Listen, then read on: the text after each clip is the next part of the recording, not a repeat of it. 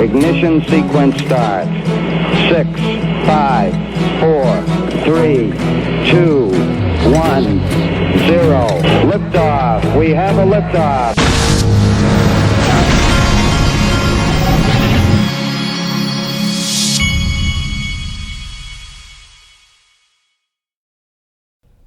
Hey everybody, this is the Digital Asset Investor, and in my opinion, this is hands down the most bullish, the most bullish XRP video I've ever done, in my opinion. This is after almost 3 years of doing this channel. What I'm about to show you truly is the most bullish signal after 8 years of the existence of Ripple and XRP or whatever.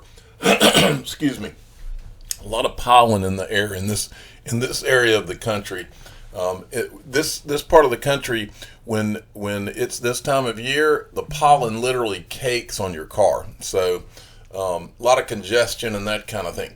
All right, but this is going to be the most bullish video about XRP ever. Get ready, strap in, and it's not going to be a long one. It's not going to take me long to show you what I'm about to show you.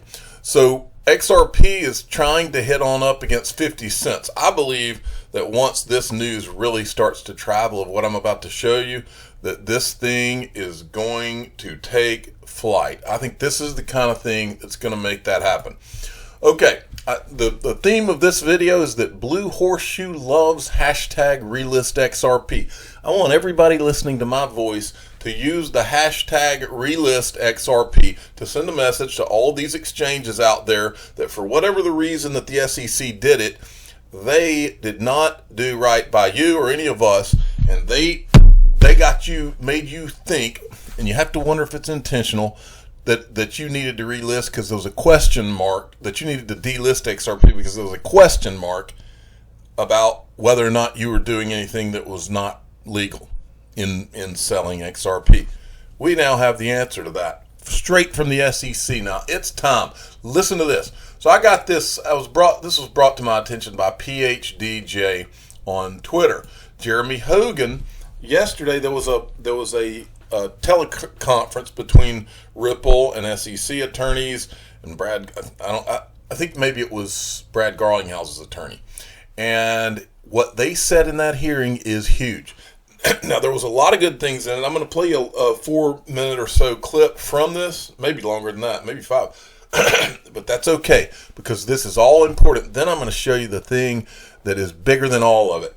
Listen to what Jeremy, and by the way, give this guy a subscribe. He's on up to 64,000 legal briefs. He deserves even more than that. So go give him a subscribe. The guy is sharp. He's got a great personality. One day I'm going to have to hop a plane and go meet with him. I'm very impressed with the guy, and I like his sense of humor.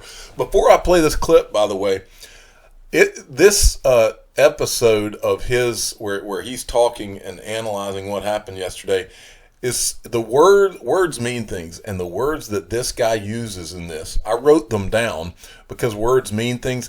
And it sounds like one of the old Batman episodes. I don't know, many of you young people probably never saw them, but if you go and you look at the old Batman show that was on TV, they would, like, you would see Batman punch a guy, and then Robin would do something, and you would see boom, pow, wow, and you would see all these words. Well, this episode was literally like an episode of one of those Batman shows, because the words he used, I'll read them. Boom, wow, 2 bombshells, huge. He was using all these words, so he was blown away by the whole thing. That's enough on that. Listen up. I have to tell you is that Brad Garlinghouse's lawyer, Matthew Solomon, is an absolute beast. He looks younger than I thought. Beast. And fresh. Usually litigators look tired and haggard, kind of like me. And look where attorney Solomon worked until 2016. He was the SEC's chief litigation attorney for 3 years. Interesting. Anyway, I was super impressed by him. He was amazing. And I'll leave it at that before things get kind of weird. But none of that is the big news from the hearing. Not even close. First off, there was the bombshell from the judge just about 15 minutes in, where the judge interrupted Mr. Solomon to say this, quote, "My understanding about XRP is not only does it have a currency value, but it has a utility, and that utility distinguishes it from Bitcoin and Ether. Then Attorney Solomon had to, of course, disagree with the judge and say, no, XRP is similar to Ethereum. Now, the comment itself shows that the judge has done some research and is trying to understand, but it's not quite there yet because, as we know, Ether has utility, a lot of utility, and it has been given a pass already by the SEC. So the comment, in a way, didn't make much sense. But even if the logic is faulty, the statement is premised on two humongous things. One, that XRP has a currency value, and two, that XRP has utility. First, no matter what the SEC might try and argue, a currency and a security are by definition inopposite. A currency can be used to procure things of value. A security is an ownership interest in a common enterprise. They are two different things. The example you see in a lot of the case law is the laundromat example. If you buy tokens for a laundromat that hasn't been built yet, you've bought a security. But once the laundromat is built, you now have a currency because you can buy something of value with the tokens. And that's the second thing that the judge disclosed, is that she has bought into the argument that XRP has utility, that at least at the present time, that XRP can be used to do things. And that is exactly what Ripple wants the court to be thinking. When she first was talking and said currency and utility, I thought she was Chris Larson's attorney or something. She sounded like she was arguing the case for them. Boom, wow. I mean, that's the point at which I stopped working on my client's work and started listening.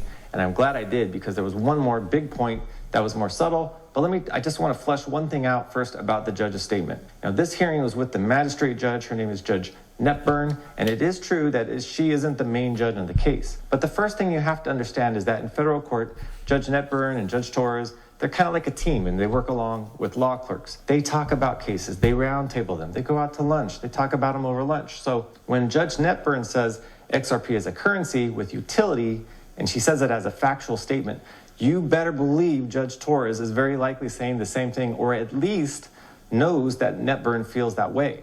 And the other thing to know is what the role of the magistrate judge is in the court.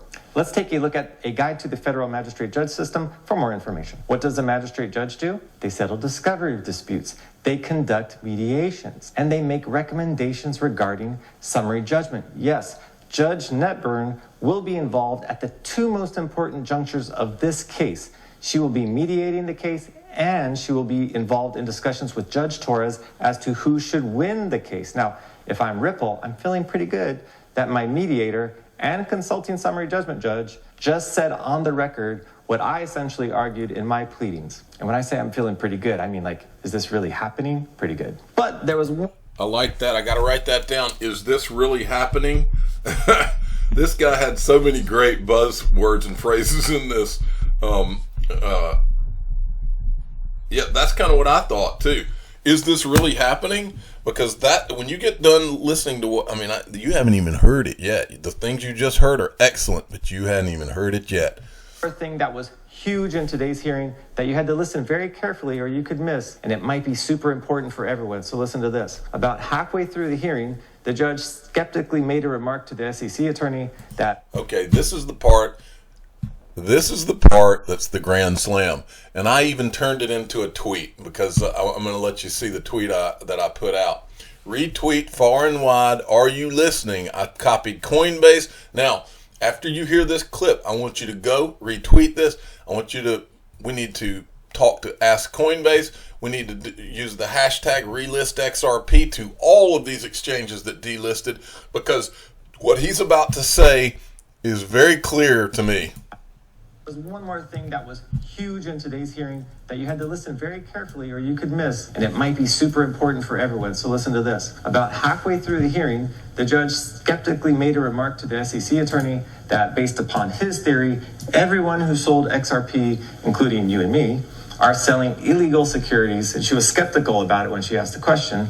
And this is what the SEC lawyer said on the record. He said, no, under Section 4, only Ripple and affiliates of Ripple can have sold XRP illegally. Listen to that again. The SEC said that only Ripple and employees of Ripple can illegally sell XRP.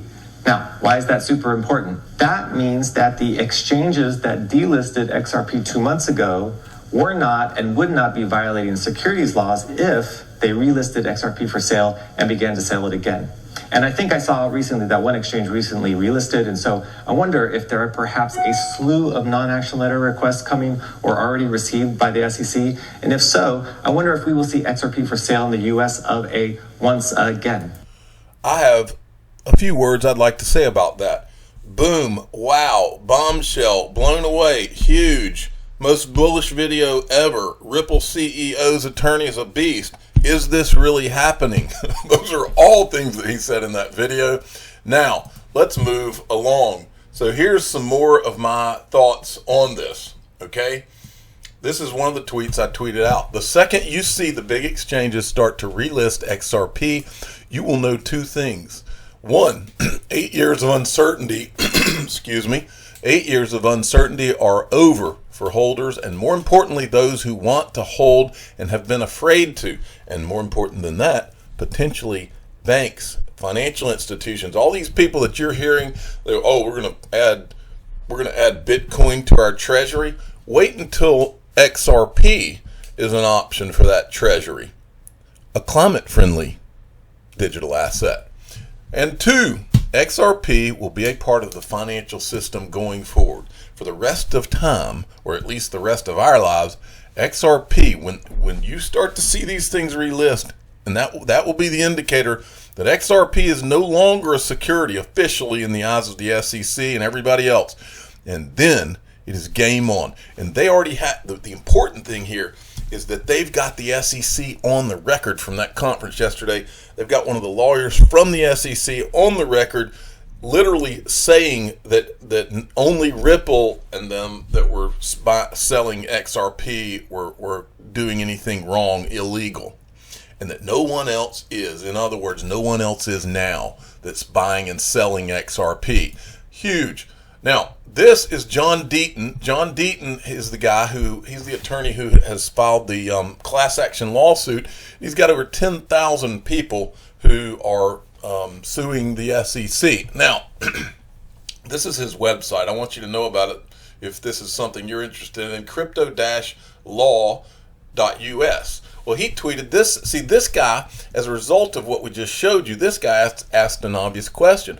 John, could the SEC have sent no action letters to the exchanges regarding XRP sales at the time as filing against Ripple, that way protecting the XRP holders? And John says, great question. After being warned by Grunfest that the exchanges would delist and suspend, they could have issued no action letters. They could have issued one public no action statement, or they could have pled it differently. In the complaint, they could distinguish all of us.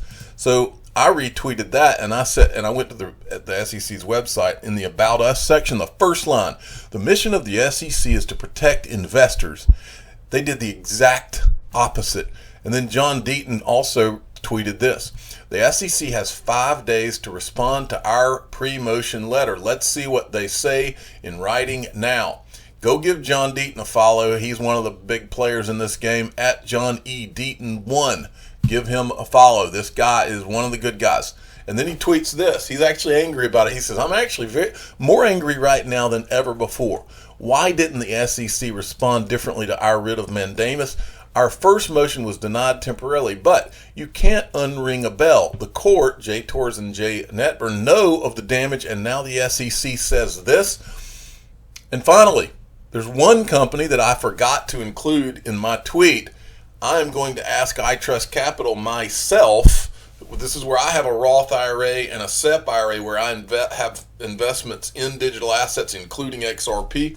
But as you all know, iTrustCapital is one of the platforms they had no choice but to halt XRP. I'm going to ask them myself if they are going to relist XRP for trading. This is an exciting thing. And I'll end this video with one. And by the way, if you want to open an iTrustCapital account, go in the description of my video. There's a coupon for 1 month free. This is like one of my favorite companies. And they're also a sponsor. Okay. I'm going to end this video with one simple thing, and that is hashtag relist XRP. Spread the freaking word. I'm the digital asset investor. I'm not an investment advisor. This is for entertainment purposes only. Please subscribe, hit the like button, and tell your friends and family to hashtag relist XRP. Thank you for listening.